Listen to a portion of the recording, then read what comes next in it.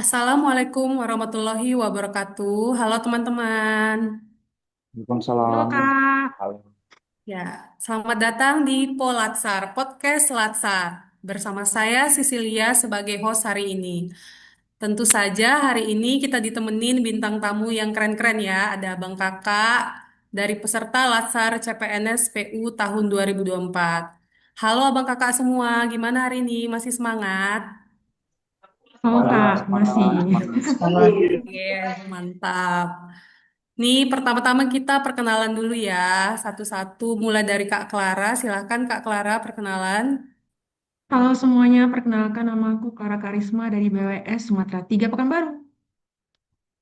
Hai. Hai Kak Clara, ya. Lanjut ke Bang Oik ya.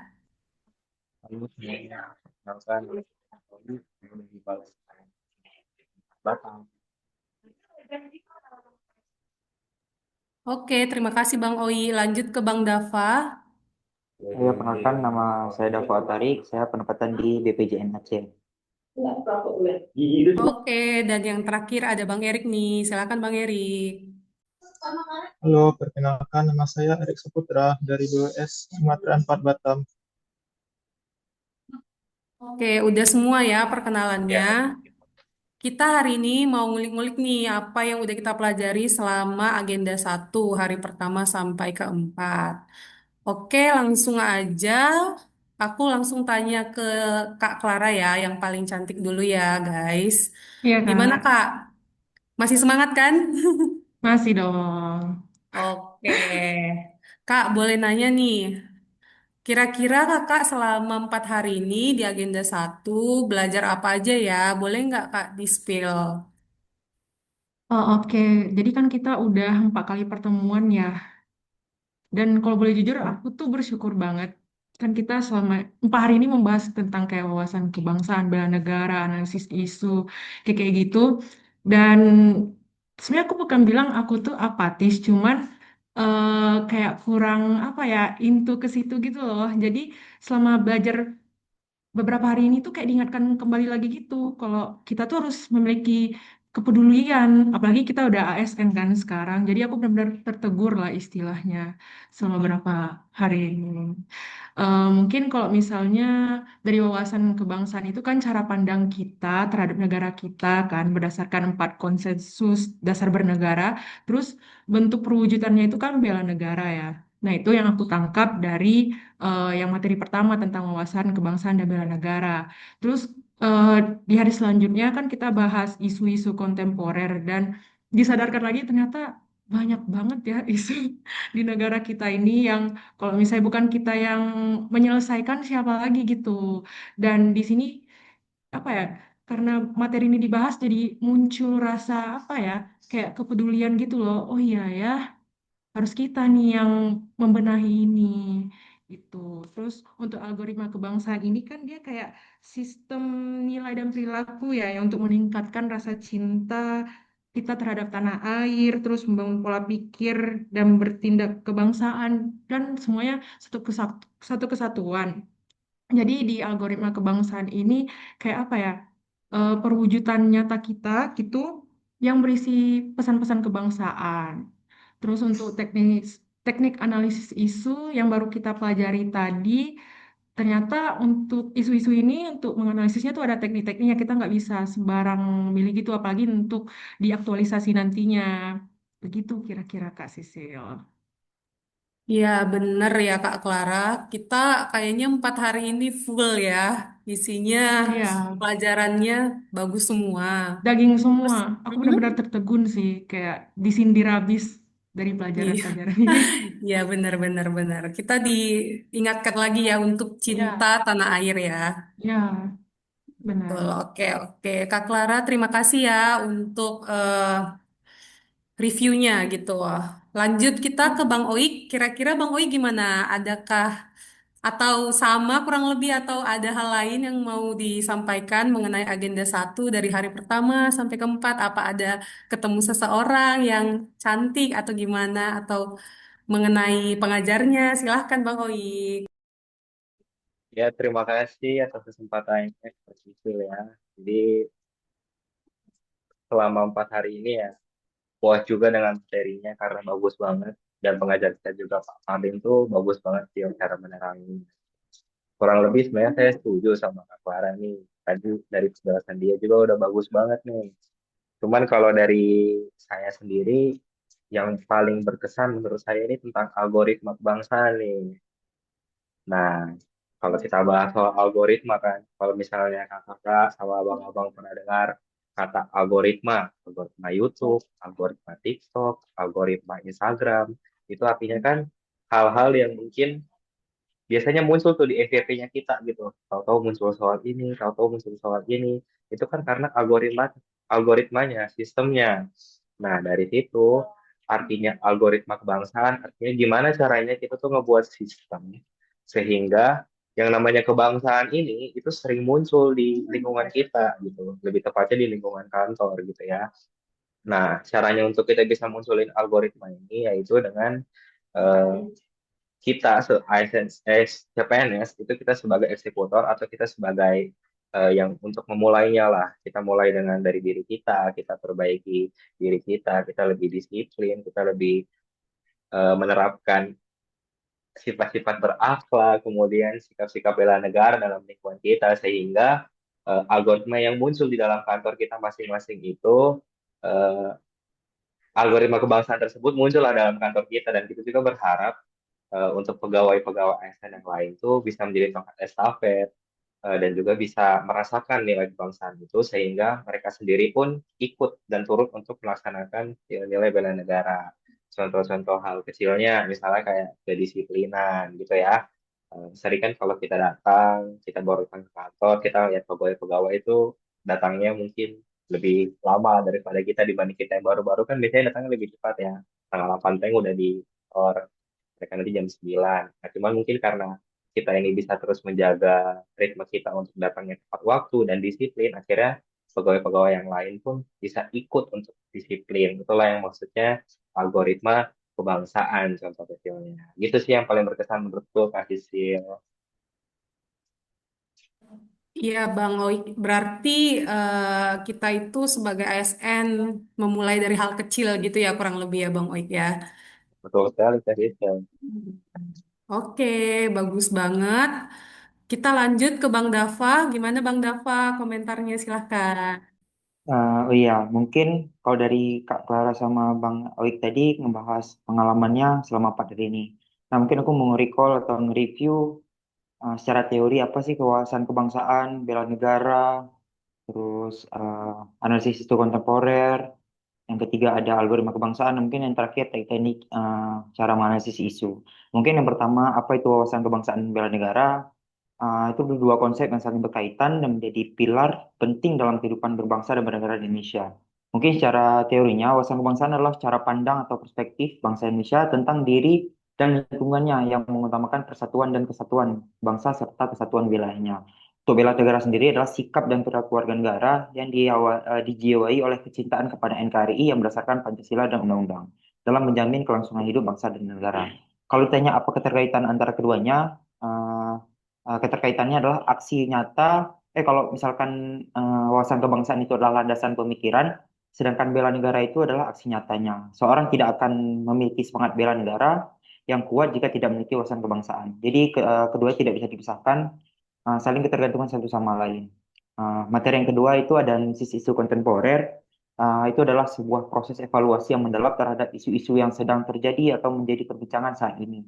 Tujuannya adalah untuk apa? Untuk memahami akar masalah, dampak yang ditimbulkan, serta mencari solusi yang relevan dan berkelanjutan. Ini sangat bermanfaat untuk mungkin untuk latsar kita nanti itu sangat bermanfaat untuk menyelesaikan tugas kita di selama latsar ini.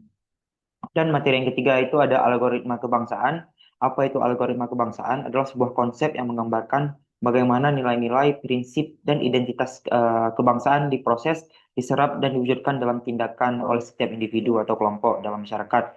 Istilah ini bukan hanya algoritma seperti algoritma matematis, seperti yang Bang Oik bilang tadi, kayak algoritma YouTube, TikTok, tapi melainkan sebuah metafora atau kerangka berpikir untuk memahami proses internalisasi nilai kebangsaan. Dan mungkin yang terakhir yang kita pelajari hari ini tentang teknik-teknik isu analisis itu, Mungkin cuma menyebutin ada beberapa teknik. Yang pertama itu untuk memilih pemilihan isu menggunakan teknik AP, APKL atau USG, dan untuk penyelesaiannya itu ada fishbone sama family tree atau ya pohon masalah. Mungkin itu sedikit review dari saya, Mbak. Wah, keren ya Bang Dava, lengkap ya. Semua dari hari pertama sampai hari keempat. Oke, kita dengar tambahan dari Bang Erik nih, yang terakhir nih. Bang Erik, gimana kira-kira pengalamannya selama 4 hari, Bang? Terima kasih kepada waktu yang sudah diberikan. Saya akan mencoba untuk mereview apa saja yang sudah kita pelajari selama 4 hari ini. Dimulai dari tentang wawasan kebangsaan. Semua orang harus paham akan sejarah bangsanya, guna membangun kesadaran berbangsa dan bernegara dalam menegakkan NKRI berdasarkan 4 KDB. Di sana juga kita akan pelajari 4 konsensus dasar negara. Yang pertama itu Pancasila, yang kedua yaitu UUD RI tahun 1945, ketiga Bhinneka Tunggal Ika, dan keempat NKRI. Kemudian kita juga selanjutnya akan mempelajari tentang apa sih itu bela negara, itu pengertiannya itu tekad, sikap, dan perilaku serta tindakan warga negara, baik secara perseorangan maupun kolektif dalam menjaga kedaulatan negara, keutuhan wilayah, dan keselamatan bangsanya. Dan ada juga nilai-nilai dasarnya itu cinta tanah air, kesadaran berbangsa dan bernegara, setia pada Pancasila, rela berkorban, dan memiliki kemampuan awal bela negara. Selanjutnya itu kita masuk kepada isu kontemporer. Sebelum itu juga dibuat rencana aksi yang akan dilakukan pada habituasi. Pada modul kontemporer ini, kita sebagai PNS harus memiliki kepekaan dan kepedulian, serta bersedia memberikan kontribusi nyata dengan mengembangkan kemampuan berpikir kritis dan kreatif dalam menghadapi berbagai isu kontemporer, di mana contohnya isu kontemporer seperti narkoba, korupsi, transformasi politik, money laundering, proxy, mat, dan lain-lain. Dan di sana juga ada nanti indeks ketahanan nasional yang ada skala dari 1 sampai 5. Kemudian dilanjut kepada algoritma kebangsaan, di mana algoritma itu merupakan kumpulan instruksi untuk memecahkan masalah atau menyelesaikan tugas. Jadi algoritma kebangsaan adalah konten media berisi pesan-pesan kebangsaan yang menarik dan tidak terkesan memaksa. Yaitu kita itu mengkoding ulang nilai kebangsaan dengan digitalisasi. Dengan dasar konseptualnya yaitu Pancasila, UUD 1945, dan RPJPN, di mana ASN itu berperan sebagai eksekutor dan berperan sebagai pendorong inovasi dan narasi baru kebangsaan. Contoh itu seperti kampanye anti korupsi dan kolaborasi ANS muda untuk menggalakkan di media sosial. Dan hari terakhir kita yaitu mempelajari tentang tahapan penyelesaian isu, dimulai dari identifikasi dan deskripsi isu, kemudian memilih dan menepis isu, yang ketiga mendalami dan analisis isu, dan yang terakhir itu alternatif penyelesaiannya. Di mana dalam memilah isu ini ada dua metode, itu teknik APKL dan teknik USG berdasarkan skala prioritas. Kemudian lanjut kepada menganalisis isu, itu ada dua metode, ada tiga metode. Yang pertama itu family tree, 5Y analysis, dan fishbone diagram. Yang terakhir itu alternatif penyelesaian, itu bisa dilakukan dengan cara gap analysis dan lapisan MC Narama. Saya rasa sekian dari saya kembalikan kepada moderator. Wah, super sekali ya dari Bang Erik Saputra. Lengkap ya guys semuanya. Oke, banyak hal yang kita pelajari di agenda satu ya dari hari pertama sampai keempat. Mungkin saya mau sharing juga pengalaman saya selama 4 hari ini di agenda pertama. Jadi menurut saya agenda pertama itu adalah pembelajaran awal yang sangat berpengaruh bagi kita nanti ke depannya sebagai ASN. Seperti tadi ya udah dijelasin semua berulang-ulang sama Kak Clara, Bang Oi, Bang Dava sama Bang Erik. Ada 4 hari. Yang pertama kita mempelajari wawasan kebangsaan dan bela negara. kita harus memiliki wawasan kebangsaan dulu dan kita aktualisasikan dalam bentuk rencana aksi bela negara. Dari hal kecil seperti yang tadi dijelaskan oleh Bang Oi, dari mulai datang tepat waktu dan lain sebagainya itu adalah rencana aksi bela negara kita sebagai ASN. Kemudian kita belajar tentang isu kontemporer ya, isu-isu yang lagi berkembang nih di Indonesia. Kita sebagai ASN, CPNS gitu, apa yang mampu kita tanggapi ataupun tindakan kita, sikap kita untuk menghadapi isu-isu yang sedang berkembang. Terus yang kemudian kemarin kita belajar juga analisis isu-isu ya, hari ini ya. Analisis isu-isu ada yang pakai USG ataupun APKL ya. Kita diajarin supaya kita memilih-milih metode yang baik dan benar untuk menyelesaikan suatu masalah atau isu gitu. Kurang lebih sama ya yang kita dapatkan selama 4 hari dan saya yakin kita semua peserta Latsar memiliki motivasi yang sama, memiliki pengalaman yang sama dan nanti kita akan mengaktualisasikannya setelah Latsar sebagai seorang PNS. Dan tentunya setelah Latsar kita juga ingat dan mampu menerapkannya di lingkungan luar ya selain di kantor gitu ya. Oke teman-teman, kita lanjut lagi ya. Aku mau nanya, ada nggak yang mau kasih pesan dan kesan gitu atau saran selama Latsar yang 4 hari ini? Kira-kira siapa ada? Bang Oik atau Kak Clara, Bang Dapa, Bang Erik? Clara sih Mungkin kayaknya. dari aku, mungkin dari aku, Oh, dari Clara dulu ya. ya, mengenai wawasan kebangsaan, isu ini harusnya nggak cuma untuk CPNS, tapi ke khalayak umum juga penting menurut aku sih. Karena Iya, banyak kan kayak isu benar-benar. kemarin yang kabur aja dulu, kayak gitu kan, istilahnya mereka kurang nih, kurang paham kan tentang hal-hal kayak gini. Jadi semoga apa ya dari pemerintah atau mungkin dari pendidikan bisa lebih apa ya, mendorong mengenai hal ini sih. Itu. Ya, betul Kak Clara. Berarti kita nggak cuman sebagai ASN yang diberikan sosialisasi atau pelatihan Iya, seperti ini ya. iya, Mungkin iya. warga Indonesia lain yang tidak sebagai ASN juga mendapatkan pelatihan seperti kita atau sosialisasi ya gitu ya Kak Clara. Iya, iya. Oke, terima kasih Kak Clara. Bisa ditambahkan oleh Abang siapa? Bang Oik? Boleh? Mau nambah sedikit aja. Jadi kalau menurut saya, kita ini sebagai ASN harus bisa bergerak dari zona nyaman.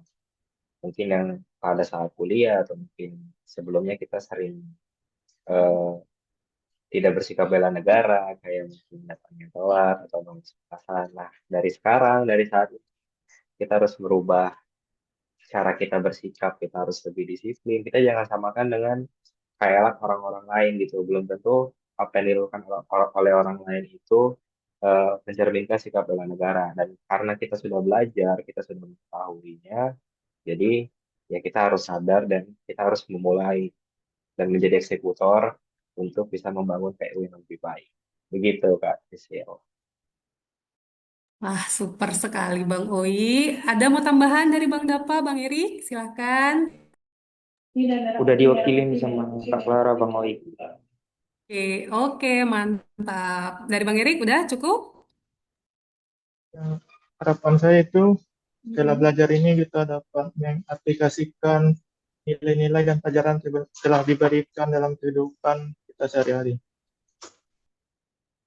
Oke, Bang Erik, terima kasih. Terima kasih semuanya. Kita udah selesai ya berbagi pengalaman kita selama 4 hari belajar agenda 1. Semoga bermanfaat untuk kita dan juga untuk orang lain yang ada di sekitar kita. Oke, sampai jumpa di episode selanjutnya Polatsar Podcast Latsar. Salam PU, terus berkarya membangun bangsa. Bye. Bye.